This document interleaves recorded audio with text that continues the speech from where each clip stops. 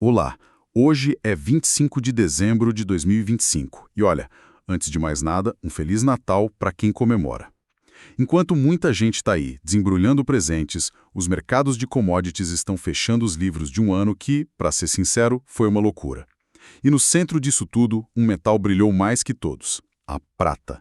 A gente está falando do melhor ano para a prata desde a década de 70, uma valorização de mais de 120%, quebrou recorde, voou acima dos US$ 70 por onça. E a nossa missão hoje é mergulhar numa pilha de relatórios de bancos, pesquisas da indústria, análises de mercado que a gente recebeu para entender o que causou essa explosão e, claro, o que raios os especialistas acham que vai acontecer de 2026 a 2028. Ok? Vamos desvendar isso. É o momento perfeito para essa conversa. E Feliz Natal! O que a gente viu em 2025 foi o que os analistas gostam de chamar, com um nome assim meio chique, de ruptura paradigmática. Um nome chique. Eu prefiro dizer que a festa começou, sabe? Por mais de uma década, a prata foi meio que o patinho feio dos metais, andava de lado, quase esquecida. Agora ela entrou no que o mercado chama de território de descoberta de preço. Que é um jeito elegante de dizer que ninguém faz ideia de onde isso vai parar, né? Exatamente, é isso. Os gráficos do passado já não servem para muita coisa, e o ponto crucial é que isso não é só especulação, não é só gente apostando. É um reflexo de uma mudança tectônica, fundamental na história de oferta e demanda desse metal. E tem um termo que aparece em todos os documentos, é quase um mantra: déficit estrutural. Parece sério, mas o que isso quer dizer na prática? Na prática, significa uma coisa muito simples e, ao mesmo tempo, muito poderosa. Pelo 5º ano seguido, desde 2021, o mundo usou muito, mas muito mais prata do que todas as mineradoras do planeta conseguiram tirar do chão. A melhor analogia que um dos relatórios usa é a de uma represa. Uma represa? Isso.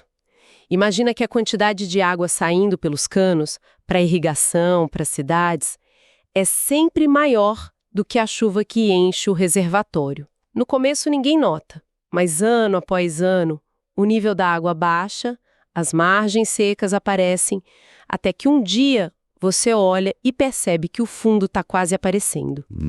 Quão baixo está esse nível da água? Os números são de cair o queixo. O déficit acumulado desde que essa tendência começou, lá em 2021, já ultrapassa 800 milhões de onças. 800 milhões? 800. Para dar uma noção do que isso significa, a produção mundial de prata em um ano é de mais ou menos 850 milhões de onças. Meu Deus. Ou seja, em 5 anos, nós consumimos o equivalente a quase um ano inteiro de produção que simplesmente não existiu. Tivemos que tirar isso de algum lugar, dos estoques, das reservas. A gente está literalmente comendo o estoque do planeta. É um número absurdo. E imagino que a maior parte disso esteja indo para tal transição energética que não sai do noticiário certo. Para onde está indo essa prata toda? Exatamente. A demanda industrial é o motor desse foguete e ela se apoia em 3 pilares que cresceram, ao mesmo tempo. O primeiro, e o maior de todos, é a energia solar. Certo. O setor fotovoltaico sozinho já consome mais de 25% de toda a prata do mundo.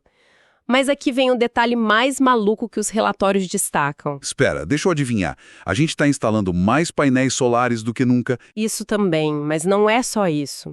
O detalhe contraintuitivo é que as novas tecnologias de painéis as mais eficientes, chamadas TOPCon e HJT, elas usam mais prata por painel, não menos. Opa, para tudo.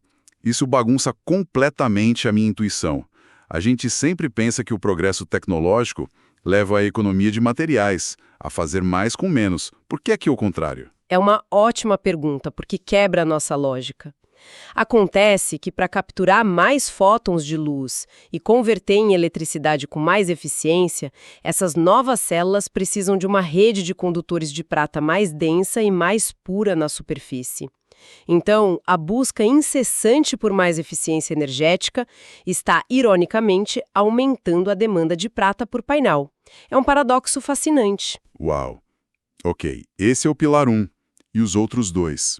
O segundo pilar são os veículos elétricos. A conta é simples. Um carro elétrico usa, em média, o dobro de prata de um carro a combustão. O dobro. O dobro, ela está em tudo. Nos sensores, nos contatos elétricos de alta voltagem, na fiação. Cada carro elétrico que sai da fábrica é um pequeno consumidor a mais de prata. E o terceiro pilar, que é mais recente, mas está crescendo de forma exponencial, é a infraestrutura de inteligência artificial e os data centers. Ah, claro. Todo esse universo de nuvem, treinamento de modelos, exige servidores com componentes de altíssima confiabilidade e condutividade. E adivinha qual a melhor condutor elétrico que a natureza criou? A prata. Certo, a demanda é um trem desgovernado. Mas isso me leva à outra ponta. Os mineradores devem estar rindo à toa, nadando em dinheiro com preço a $70, né? Porque a oferta simplesmente não acompanha. Porque eles não abrem mais minas. Economistas chamam de oferta inelástica. O ponto-chave que todos os relatórios da indústria batem na mesma tecla é que a prata é, na maior parte das vezes, uma intrusa. Uma intrusa. Cerca de 75% da prata minerada no mundo não vem de minas de prata. Ela é um subproduto da mineração de outros metais. Quer dizer que os caras estão cavando atrás de cobre, zinco ou ouro e a prata só aparece junto. Exatamente. A decisão de uma gigante como a BHP ou a Rio Tinto de investir bilhões para abrir uma mina de cobre depende do preço do cobre. A prata que vem junto é um bônus, um crédito no balanço. O preço da prata pode triplicar, mas se o preço do cobre estiver baixo, a mina não sai do papel, entende? Entendi. A oferta de prata não tem controle sobre o próprio destino.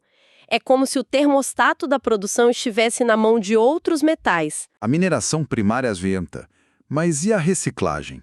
Com o preço nas alturas, não deveria ter uma enxurrada de gente derretendo joia antiga, talher da avó? Isso não alivia a pressão? É a pergunta de $1 milhão e os relatórios se debruçam sobre isso.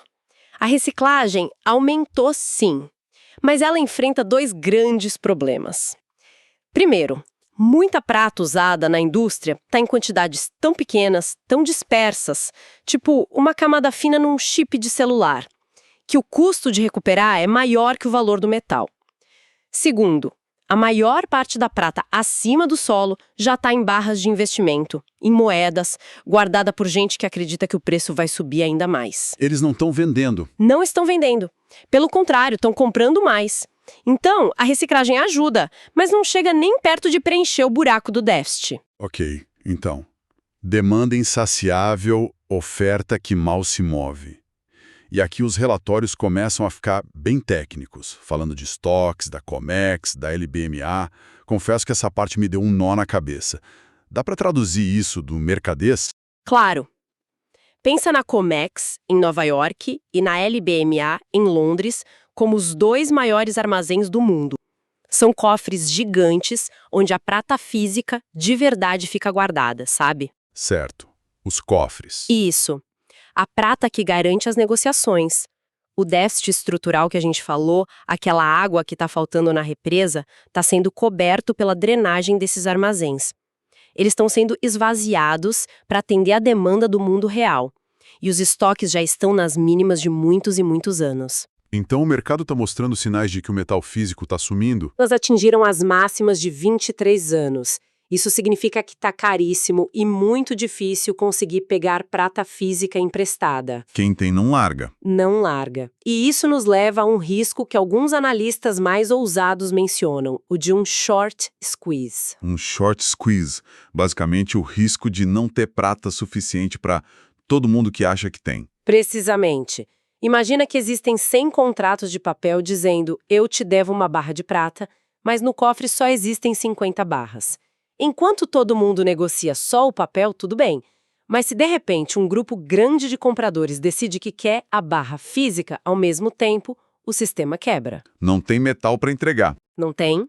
Isso forçaria uma corrida caótica e explosiva pelo pouco metal que resta. É um risco de cauda, mas um que se torna mais real a cada barra que sai dos cofres. O cenário está montado. Demanda em chamas, oferta engessada, estoque sumindo. Mas aí quando a gente olha para as previsões para 2026, a paz acaba. É uma dispersão de opiniões que parece até briga de torcida. E não é? é a parte mais fascinante. Tá todo mundo olhando para os mesmos dados e mesmo assim um banco diz que o preço vai cair para 45 e o outro diz que vai passar de 100. Basicamente, a gente consegue agrupar as visões em 3 clubes de opinião. O primeiro é o clube da consolidação saudável, com figurões como JP Morgan e HSBC. O que eles dizem? Eles argumentam que a alta de 2025 foi um pouco exagerada, que a especulação entrou no jogo e que uma correção para a faixa de 45 a 60 dólares seria provável e até saudável. Para dar uma respirada. Isso para o mercado respirar antes da próxima pernada de alta, limpando os excessos. Faz sentido. E o segundo clube? É o da continuação estrutural, onde a gente vê nomes como Bank of America e Citigroup. Eles olham para o déficit e dizem, isso não vai a lugar nenhum. A tese deles é que os fundamentos são fortes demais para permitir uma grande queda. O preço pode até balançar, mas eles acreditam que a prata vai se firmar num novo patamar, consolidando ali na faixa de 65 a 75 dólares. O novo normal é esse. Exato, o novo normal é alto. Ponto final. E claro, tem o clube dos que acham que a festa mal começou. Exato, os bulls agressivos. Ali estão o BNP Paribas e vários analistas independentes. Eles olham para os estoques da Comex e dizem que o mercado ainda não entendeu a gravidade da situação. Para eles, o aperto físico real ainda não foi precificado. Eles acham que os outros 2 clubes estão sendo conservadores e apontam para preços bem acima de 100 dólares. E tem outra métrica que aparece em quase todos os relatórios para justificar essas teses: a proporção ouro-prata. Por que isso é tão importante? Parece meio esotérico. Parece, mas é uma ferramenta poderosa. O rácio ouro-prata é só uma medida de valor relativo. Ele nos diz quantas onças de prata você precisa para comprar uma onça de ouro. Um termômetro, então. Um termômetro histórico. Nos últimos 100 anos, a média desse rácio fica em torno de 40 a 60 para 1. Então é como se fosse um elástico. Se ele estica muito para um lado, a tendência é que ele volte. É uma ótima analogia. É exatamente isso. No início de 2025, o rácio estava acima de 80 para 1, o elástico estava super esticado. O mais incrível é que mesmo depois dessa alta toda, o rácio hoje está em torno de 67 para 1. Ainda acima da média. Ainda acima. Então os bulls olham para isso e dizem, ou o ouro tem que cair muito, ou a prata tem muito mais espaço para subir. Certo. O caso otimista parece bem amarrado, mas vamos fazer o papel de advogado do diabo. Vamos tentar quebrar essa tese. O que poderia dar terrivelmente errado? As fontes mapeiam isso bem. O risco número 1, o mais óbvio, é uma recessão global daquelas bem feias. Claro. Se a economia mundial capotar a demanda industrial por painéis solares, carros elétricos, tudo isso despenca. As fábricas param, a pressão sobre a oferta alivia. Um cisne negro de mais longo prazo seria uma inovação tecnológica que, de repente, descobrisse um substituto para a prata. E do outro lado, o que poderia jogar ainda mais gasolina nessa fogueira? O risco de alta mais imediato é geopolítico.